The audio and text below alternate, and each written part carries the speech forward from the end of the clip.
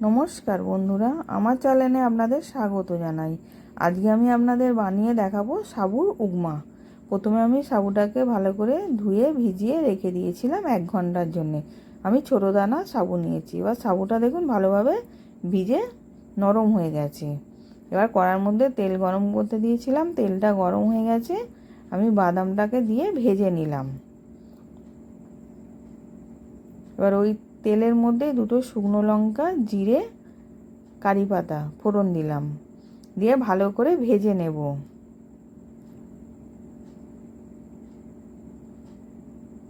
এবার ভাজা হয়ে গেছে, ওর মধ্যে এবার আমি গাজরটাকে দিয়ে দিলাম, আলুও দিয়ে দিলাম,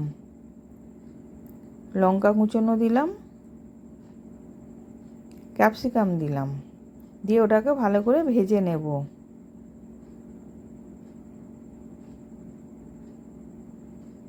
স্বাদ মতো নুন দিলাম, দিয়ে এবার আমি নেড়ে চেড়ে চাপা দিয়ে রেখে দেবো সেদ্ধ হওয়ার জন্যে।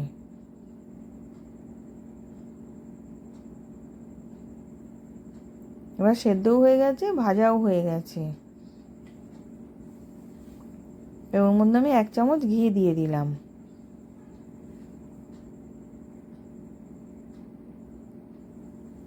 এবার আমি সাবুটা দিয়ে দিলাম, দিয়ে ভালো করে মিশিয়ে নেব।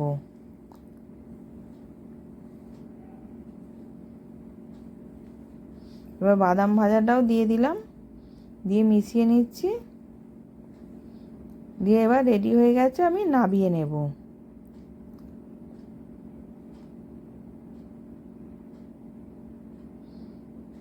এবার নামিয়ে নিলাম, সার্ভ করার জন্য রেডি। আশা করছি ভিডিওটা ভালো লেগেছে। আমি হাজির হব আর এক নতুন রেসিপির সাথে।